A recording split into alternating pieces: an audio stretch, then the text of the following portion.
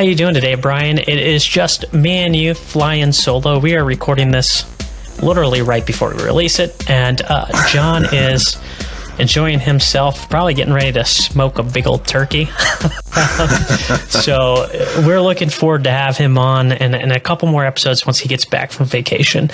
But today we talked about all kinds of stuff from, mentorship, from an individual, content from individuals that have an impact on you. You brought up a book that's had a huge influence on you, that Discipline Equals Freedom, and Jocko Willink specifically. So what are people going to find in this episode today?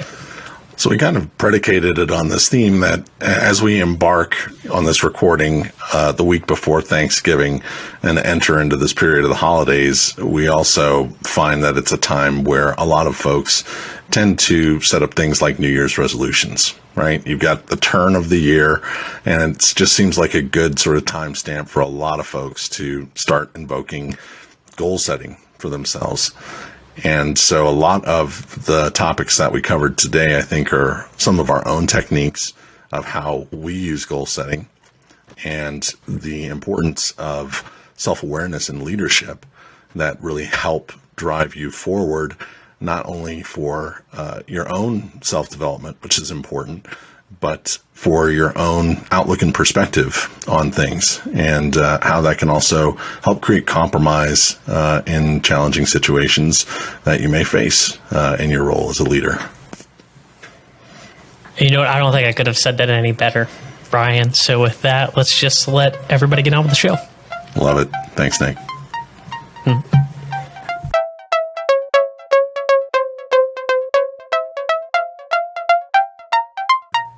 Thanks for joining us for another edition of Lead.exe. I'm Brian Comerford in Denver, Colorado.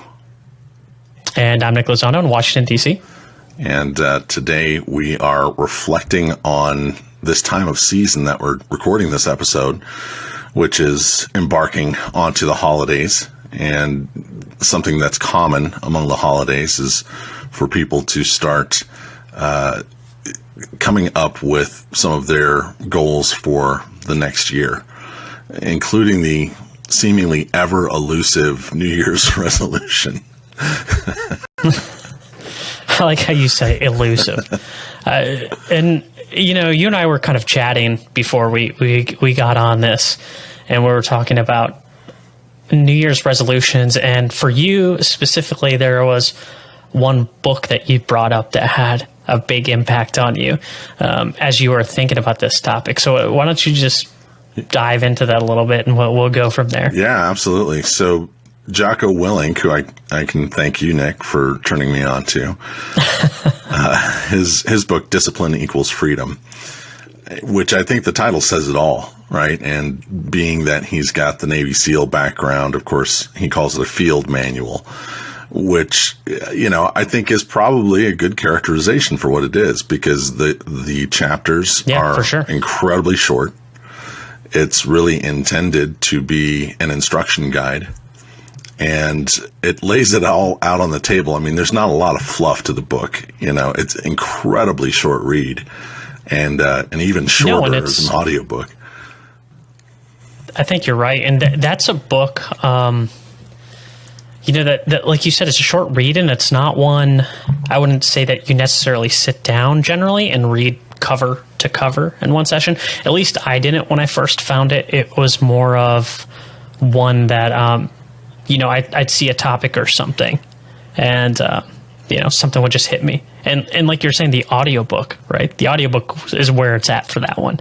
But having that physical book's still pretty cool too. And I think I digress. I kicked you off your train of thought there, Brian. No, it's okay. As an artifact that's easy to get into the hands of people, and I think it's worthwhile for anyone who is interested in their own personal development. I think it's even freely available as a PDF on the web. It's a very short read. It's I don't know, maybe 50 pages, something like that. Something that's easy enough to sit down and read in a couple of hours.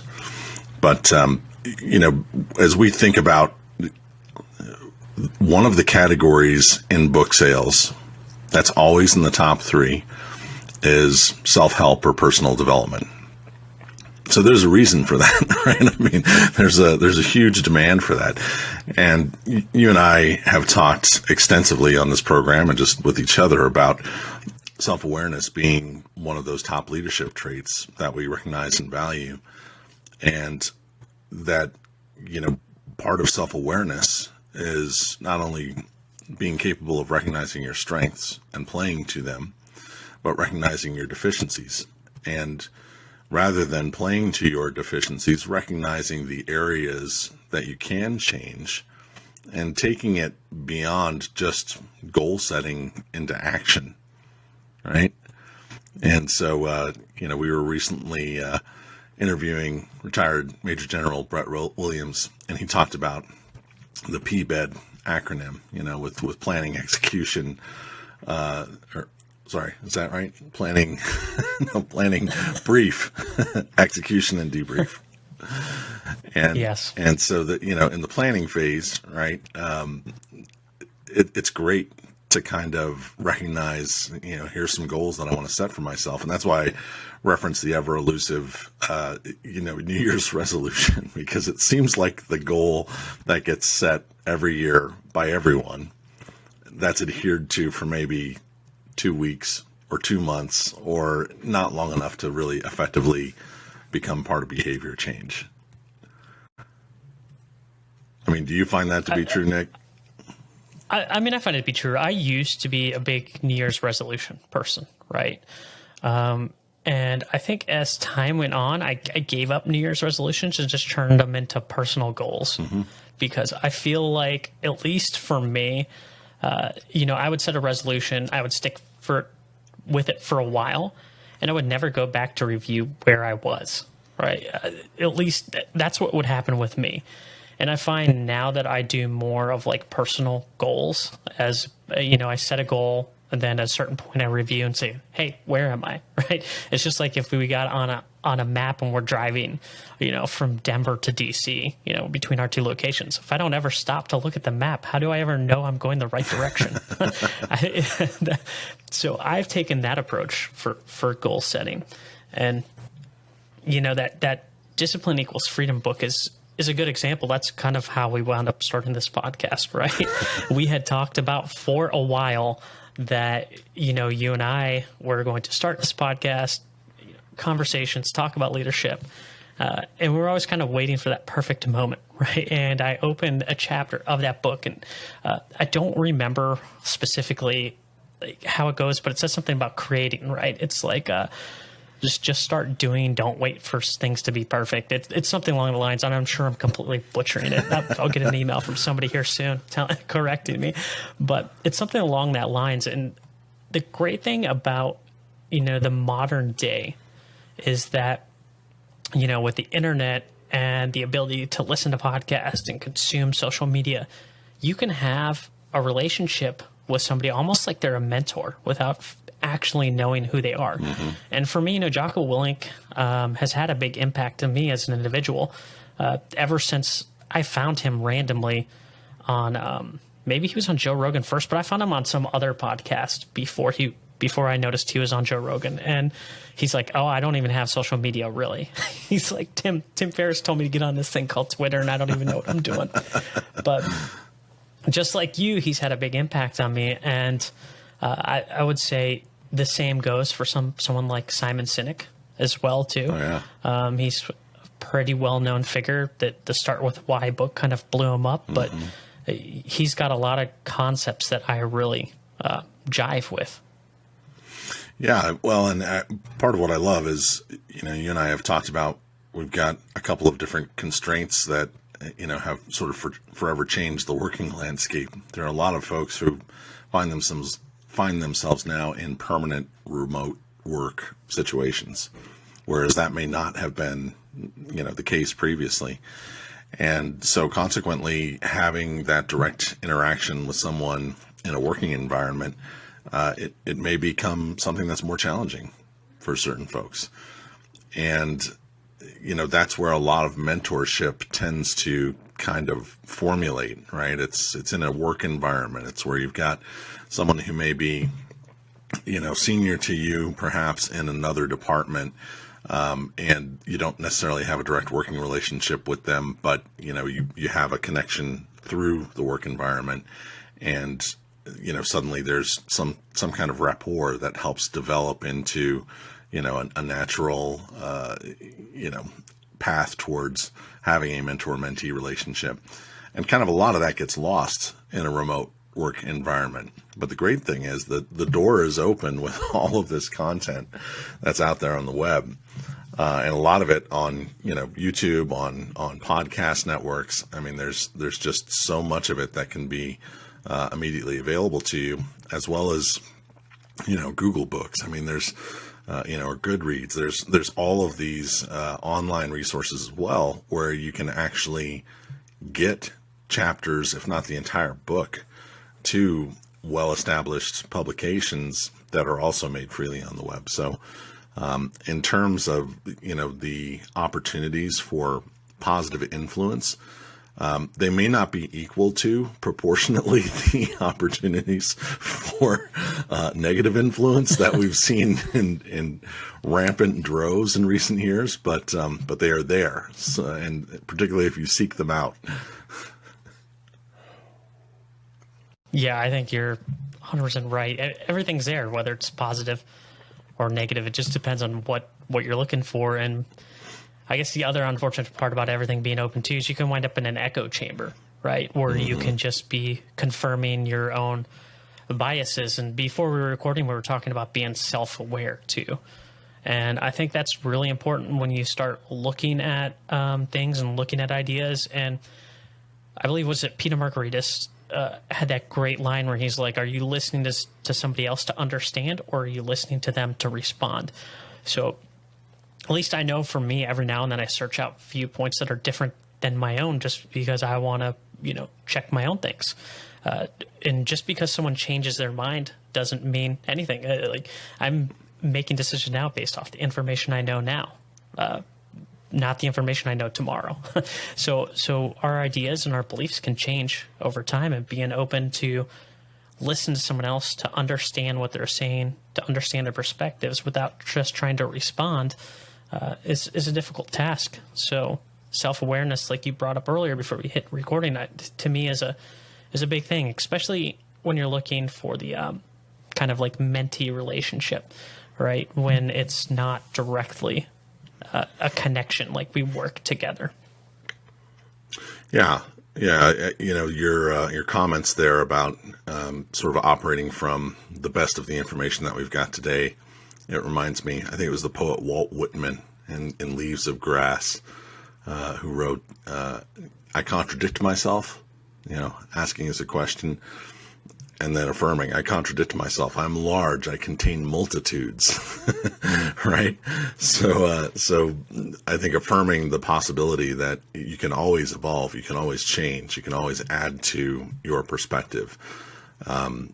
In most cases, hopefully that means, you enlarge your capacity for tolerance versus narrowing it. But, having, I think, going back to your earlier point about, rather than just having an annual, New Year's resolution, actually formulating a life strategy for yourself. And, coming from an agile background, making that an iterative process to me is something that's important. And so for my life strategy, I have different categories of goals, and I map them onto a timeline so that I actually time bind those things, so that they're not just elusively sitting out there and like, one day I'm going to get to that. There's actually steps that have to be taken to undertake action, right? But also being flexible enough that you can shift things, knowing if there's a real estate investment deal that comes up, and maybe that wasn't my goal until Q2 of next year, but it's available to me now. That may now supersede something else that I had planned right now. It's not going to mean that it's off the list, but now I have the ability to flexibly move those things around, as long as I maintain the self-discipline to continue moving forward on the path of all of those things that I have set up as goals for myself. Do you use a similar structure? I mean, I do something similar. I'm not quite as specific. I haven't applied, like I'm fairly familiar with Agile and Scrum and everything and sprints and epics and stories. When we get into all the terms, and I love doing things like that when it comes to processes at work. But when it comes to my own personal things, for me, simple is better, right?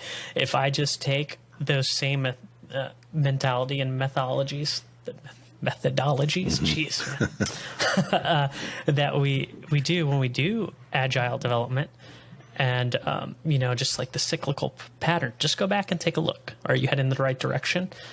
Is this even a goal worth even doing anymore?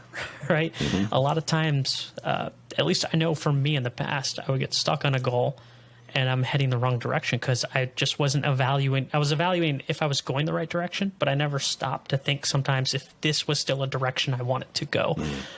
So for me, it's important as well to evaluate the goal itself. Maybe it's not a goal I want to do anymore, and I'm okay just cutting it off and focusing my attention more to one of the other ones that I have, just depending on what's going on.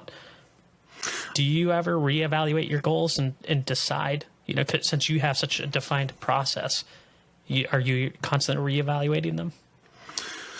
Yeah, and part of what you just commented on there leads me to ask you another question too, but I'll answer yours first. So, yes, I do tend to reevaluate, and part of a technique that I learned. I'm not even sure where I may have learned it, but, I saw it reaffirmed in a documentary, or I think a self-help movie maybe is a better way to characterize it, called The Secret, years ago. And that was the idea of constructing vision boards. And again, I forget the first place that I learned about doing that, but it seemed like a really simple technique. So kind of following on your, simple is more effective for you. The idea of putting together just a poster board sized, panel that contained images that were direct associations with things, that I aspired to. I made, multiple versions of these over the years, right? And part of what I recognized, in answering your question, is that from the first vision board, which was kind of all over the map, to, further iterations of it, there started to be more of a narrowing and focusing of certain things until it got, for me, kind of to be structured around 4 key themes. And those areas have continued to be the areas that I concentrate my focus in. And so, and it's not exclusive. I mean, obviously there's always little objectives that come up now and again. But by and large, it has ended up, kind of being my true north for my own, personal strategy. So I wanted to ask you, sort of similarly, how many times have you gone back to maybe a list that you've created of goals, that you wanted to pursue, and even though you hadn't been actively sort of tracking any one of them in particular, you looked at the list and realized that you'd already accomplished several of them? I would say that's happened more times than I care to admit. Right? I think we all do that, right? It's with this goal setting, looking back and writing. There was times where I wasn't writing things down, and I'll give this example. For me, it was doing Brazilian Jiu-Jitsu, right? In the beginning of doing it, I wasn't keeping a notebook of what I was doing and what progress and what goals I was trying to attain each session. And I was kind of spinning my wheels at a certain point in time. So then the very first time I decided I was going to write this down, like, okay, training, I want to hit XYZ. I want to, establish this. I want to be able to do this move. And after I wrote that down and I stopped and reflected on it the next day, I was like, well, heck, I've already done 25% of these. It's just the process of that. I didn't, commit it to memory and write it down and reflect on it. It wasn't as apparent to me that I was further along than I already was. And I'm not saying that people need to journal. I know journaling's not for some people, but even if you just write something on a Post-it note or put it in an Evernote note or OneNote or Notion or whatever you do, just somewhere where you can go back and reflect on it. And for me, since we're talking about reflection too, I didn't get into journaling until somebody said something to me. They're like, I said to them, I'm like, journaling's not for me. And geez, I wish I remember who I had this conversation with. But they were like, journaling's just about writing your thoughts out. Don't worry about spelling, grammar, punctuation. Just when you put that pen in your hands or your fingers on the keyboard, just write whatever's in your mind. It doesn't even matter if it's coherent.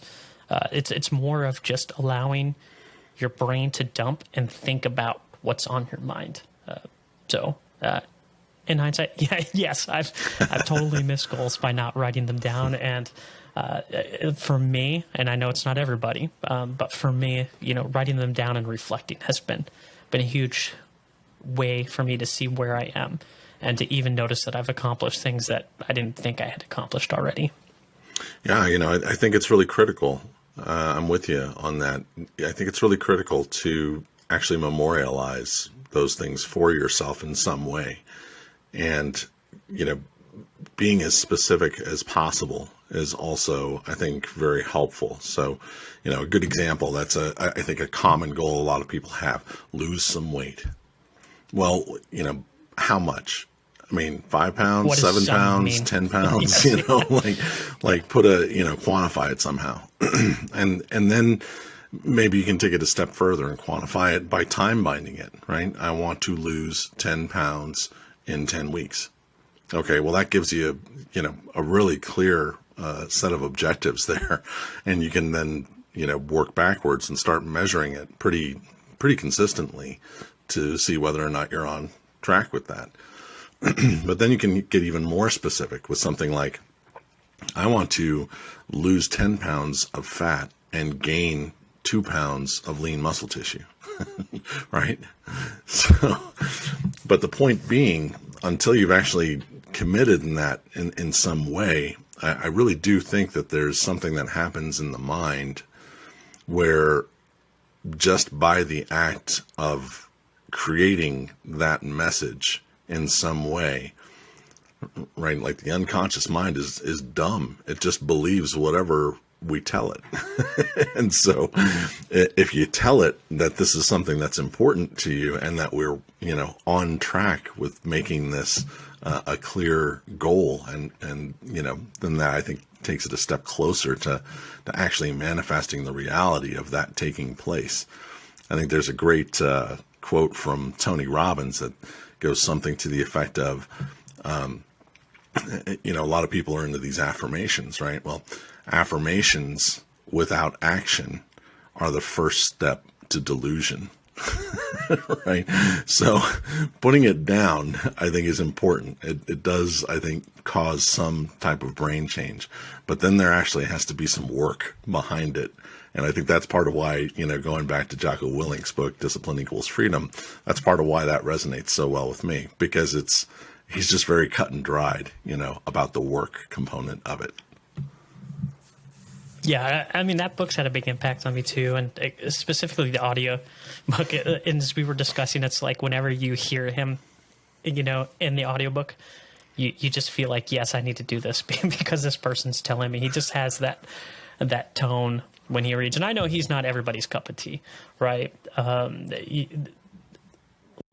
just get that out there right away, right? I know he's not everybody's cup of tea. Some people find him, brash. I read somewhere where somebody called him a knuckle dragger.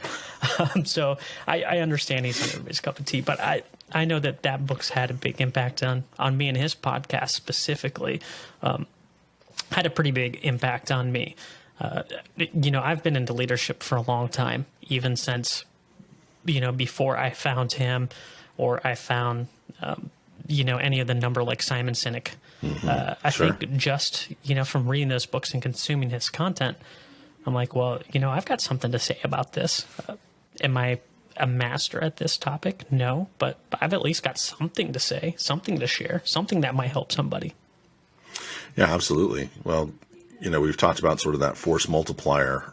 I think that Timothy Ferriss had originally talked about, right? You don't need the masses to embrace what you're doing. You just need, a selective cult following, right? That's all you need to be successful, right? It's something like 2,000 people is all it takes to be, 2,000 followers is all it takes to be a success. Something like that in this equation. Yeah, I believe so. Tim Ferriss, I think it's a Kevin Conley article. It's like 1,000 True Fans or something like that, where he goes through, and I'll have to put it in the show notes. I'll see if I can go find it. Or if you just type in Google 1,000 True Fans, I'm sure it's probably the first result that comes up. But basically, he goes through this whole process that, to have a following at anything, all you need is 1,000 true fans. You don't need to have the masses, the millions of followers. The 1,000 true fans are the ones who would, buy any book you put out. They'd buy a cup if you released a cup that was $8. Anything that you do, they're your true fans who will show up for book signings, listen to podcasts, show up for live streams. So as you're looking for goals, if you're thinking, we've talked about it before, but if you're thinking about producing any content or doing any kind of writing, just do it and get your voice out there. Share your feelings and your thoughts. I don't know how we got onto that, but well, one of the themes that you touched on earlier that I think comes from there's a section in Discipline Equals Freedom called Overcoming Procrastination, right? And it's when and where to start. It's one of those things that I love from Jocko Willink, because this is part of the brashness, right? I mean, he does have a very terse, intense, serious tone. There's nothing like fun or playful at all about anything that he has to say. But, when it comes to a topic like this, I think it's just about, the best representation of what this lesson is that I've ever heard from any mentor. Overcoming procrastination. Okay, I want to get physically fit. How do I do it? When do I start? You do it by practicing exercises every day. You start now. Yeah. And you do it every day. And, I want to quit smoking. How can I quit smoking? Quit smoking. Yeah. I mean, that's the exact thing what you're talking about, right? It is very direct and to the point, and sometimes that's what you need to hear, right? Like, at least for me, sometimes I just need that, that pow kick in the face where it's like, oh yeah, I just, need to commit to actually doing this. I'm failing on the execution, right? Well, and that's, I also like in that book that he points out, he says, look, people are weak. I myself, he says, I, Jocko Willink, am weakness. And every day, that's the battle that I have to confront. What do I allow to be the winner in this battle? Is it my discipline or is it my weakness? Because it's very easy to give in to weakness, but it's still a choice no different than taking the path of discipline. They're all predicated on a choice. And so he refers to that, in the book as mind control. And so, of course, we've heard this same theme over and over again from all sorts of different, online or, author mentors. Robert Anton Wilson is one of my favorites when it comes to the subject of brain change. But I think Tony Robbins is, probably one of the most popular in the mainstream. And that's exactly what he talks about. And he has many different facets of how you can evoke that type of brain change to be transformative. So, either one of those two authors that I just mentioned, you got to kind of get deep into their work. I mean, there's little nuggets in every chapter of every book. But again, with Jocko Willink, I think, you've got kind of a 2-minute audiobook chapter where he covers that topic, and then you're moving on, on to the next topic. So if you want to cut to the chase, I think it's a good place to start. It's a great place to start, at least was for me. And he has another book called Leadership Strategies and Tactics, which is pretty similar, and it's leadership based, where it's like, it's kind of like a field manual. I think do I have it up here? I don't have it up on my bookshelf. It's the same kind of deal where it's like, okay, what do I do if I have a bad leader? Oh, just go to this page here, and you can see everything that Jocko's beliefs are in it, whether you agree with them or not. I mean, I just like the way that his writing style and the way he lays out his books, where it's kind of like definitely just straight and to the point, and you can kind of tell he has that military background, because everything's just like bullet point A, bullet point B, bullet point C, and we're moving on. Yes. Yeah. Give me the facts and only the facts. Well, and I think that's part of what appeals to us as technologists as well, is we tend to be very framework oriented in the same way that I think the military tends to be very framework oriented. And so when it comes to having a structure, in technology, that structure often means that if you deviate from it, things don't work, right? They're only designed to work within that structure. Similarly, when we were talking with Major General Williams, he talked about there's that routine aspect where you continue to practice and practice and practice until something becomes so routine that you find yourself in the heat of battle, and there's, things can be falling apart all around you, and yet you are still pursuing along a trajectory that has been ingrained into you through the repetition of that training. And so there's a purpose for those frameworks, in either of those domains. And I think, there are certain, mentors, leadership advisors, teachers, they have their own sort of prescribed framework. Brene Brown, I think, is another one. She talks about braving, and, the acronym of braving essentially can be broken out into each of those letters representing a concept within her framework. So I think there's a lot of strength in frameworks, especially as it, helps to ingrain a repetition of a certain type of behavior in your own, your own patterns of action. I completely agree with you. All very valid points. So we've talked a lot about Jocko Willink and Simon Sinek, but is there any one other author or like even social media content creator or somebody that's had a big impact on you because since we're talking about that mentee relationship without directly knowing them, is there anyone else that's kind of had that impact on you, and like what have you learned from them? Yeah, there's in terms of social media, one that you see all the time on LinkedIn is Gary V, right? Gary Vaynerchuk, I think is how you say his last name. Vaynerchuk. Yep. And that's great, because there's just always these little tidbits that are kind of worth reflecting on, right? And then there's some lesser known ones. There's one that we actually had on our podcast as a guest named Mike Lee. And he's taken these principles of yoga and mindfulness and has really, made that part of his routine of helping to be a mentor to other executive leaders.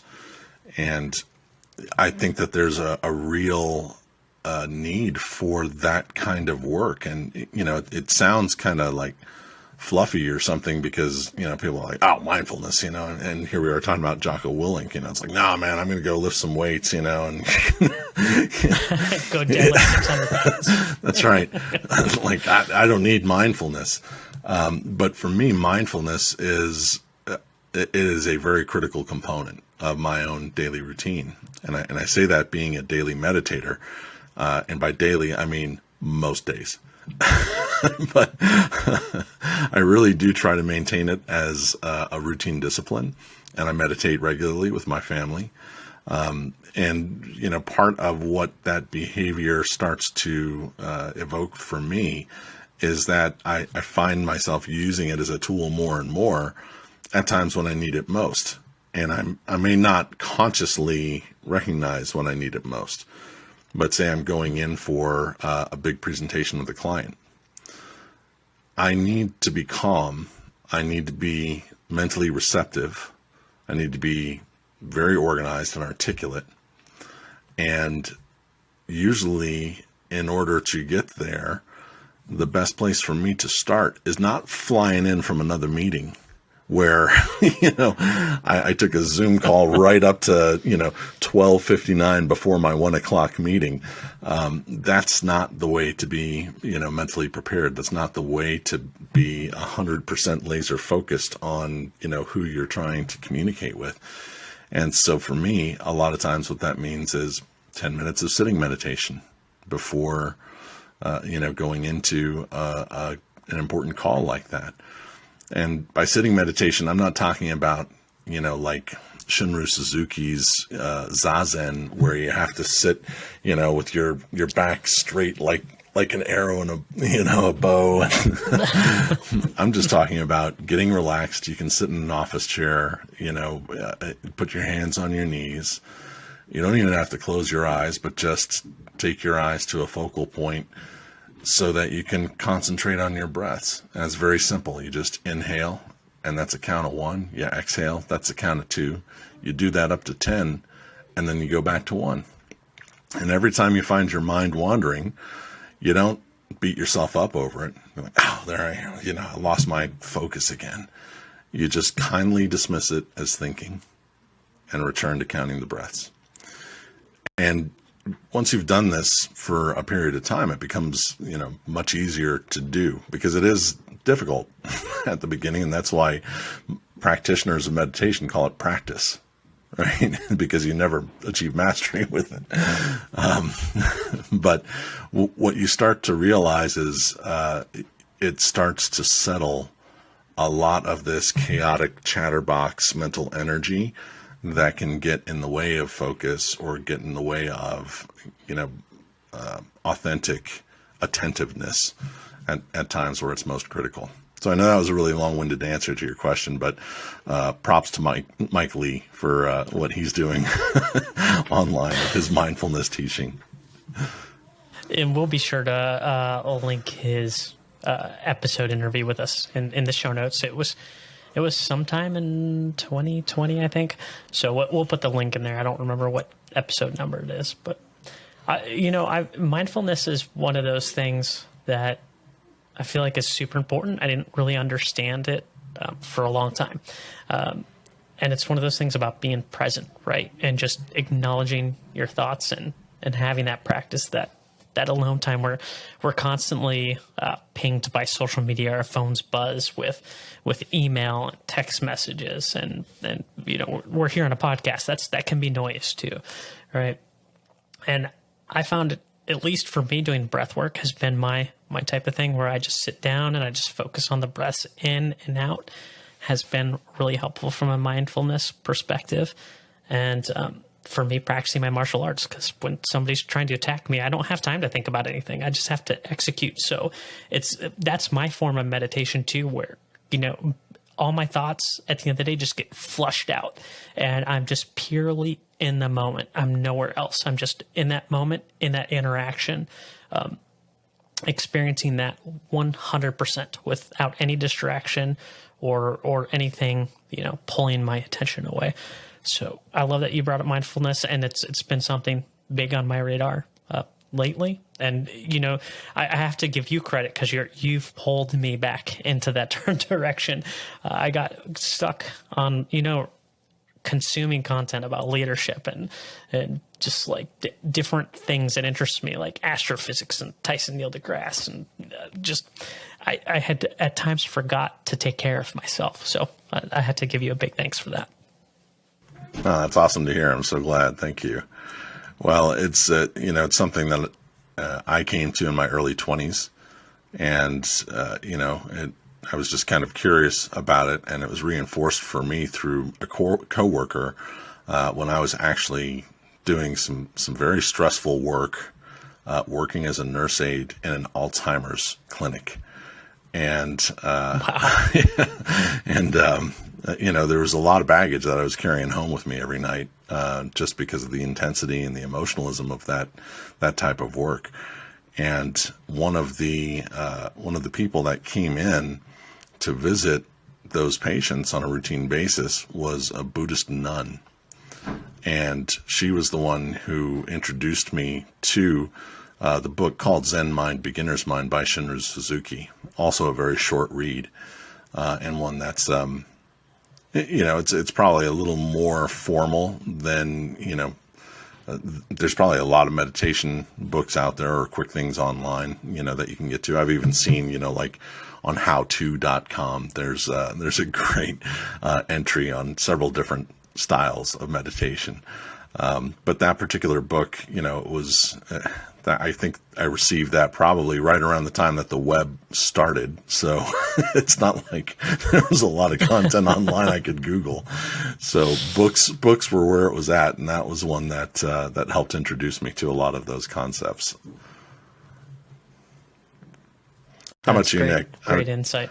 I've rattled off a few different influences. Who are some of the ones that kind of come to mind for you?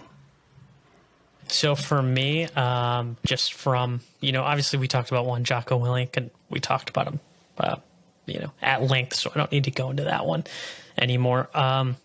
Gary V as well, too. Like, he's Gary V or Gary Vaynerchuk. At first, when I found him, he put me off, right? Because he is really brash. He says the F word probably more than any individual I ever know. Like when he says the F word, you're like, oh man, am I like in Goodfellas? Like with how many times he says the F word. But then he always has these little like nuggets either about leadership or about, doing something or, creating something where you're just like, wow, you just take that back. He's had a big impact on me. And the other one I would say is probably Peter Lynch, right?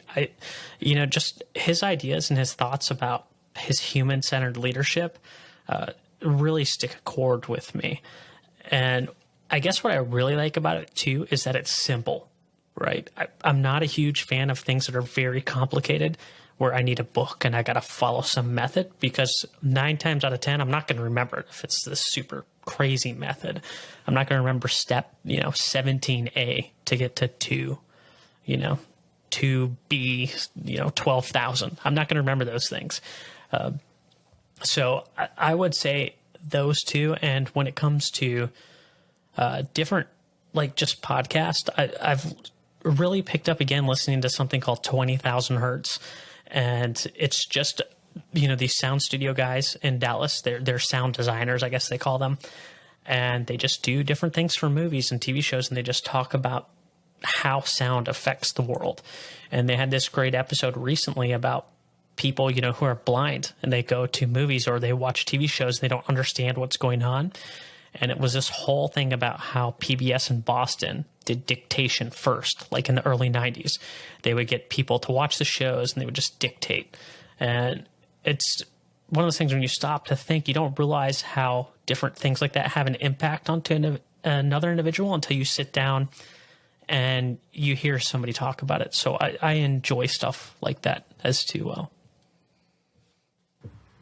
Yeah, that's great. And there's, I think part of what you touch on is just the, breadth of content that is out there, that is available to us, that's really about good news and really about things that can benefit us. And it's easy, I think, to get swept into just this ocean of negativity, or as you mentioned earlier, the echo chamber of, how these things can, continue to just, create sort of a lot of this additional noise in our minds.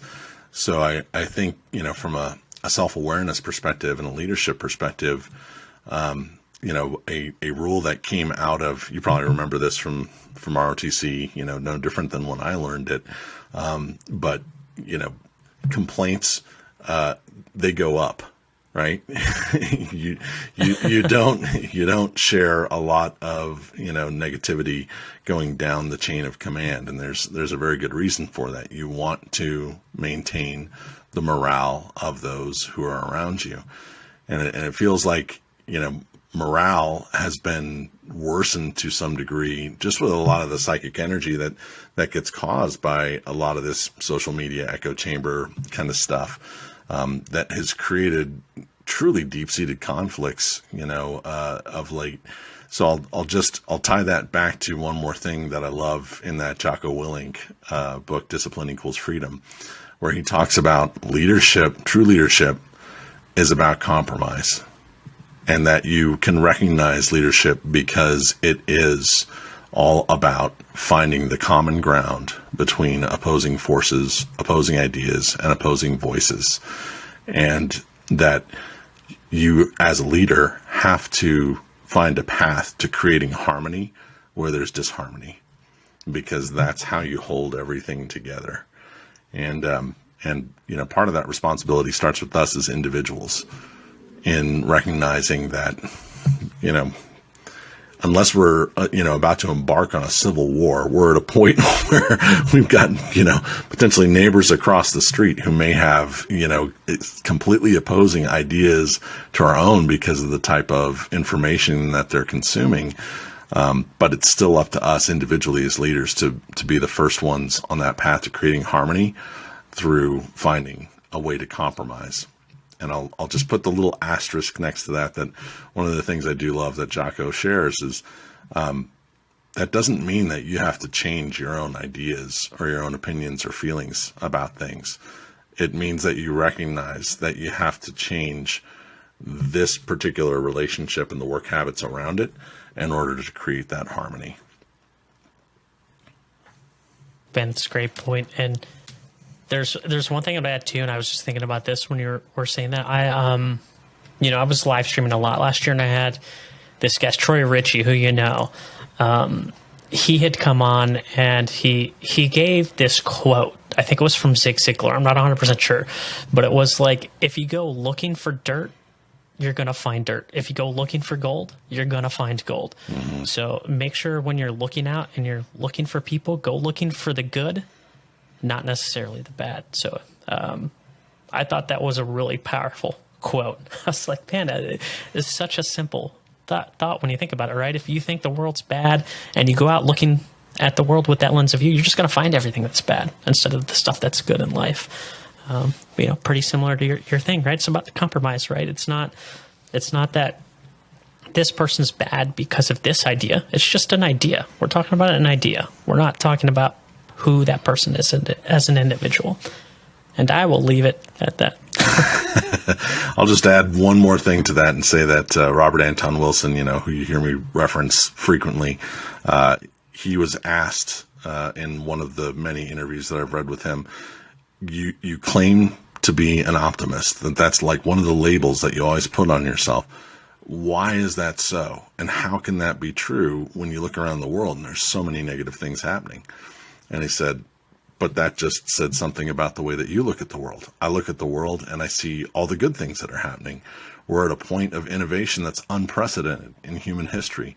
Every day we are seeing a change in something that is going to help humankind. We're seeing advances in technology. We're seeing people helping each other. We're seeing all of these things that are huge positive outcomes. And you have to start by putting that lens on. And the bottom line is, being an optimist, why not? Because look at the alternative. Right? Exactly. I guess with that, Brian, that is a good spot to wrap. If you enjoyed this episode, if you could just leave us a review, whatever, stars, thumbs up, like, subscribe, whatever it is. If you could just leave us a review and do that, we greatly appreciate it. It would help us, with our reach. And if you enjoyed this episode and you think there's somebody else who you think would enjoy our content, be sure to share it with them. And do you have anything to add to that, Brian? No, I think you're right. It's a good place to leave it. So thanks for exploring like this broad reach of jabbering away about content today. Yeah, I appreciate it. Thanks, everybody. We'll see you on the next one.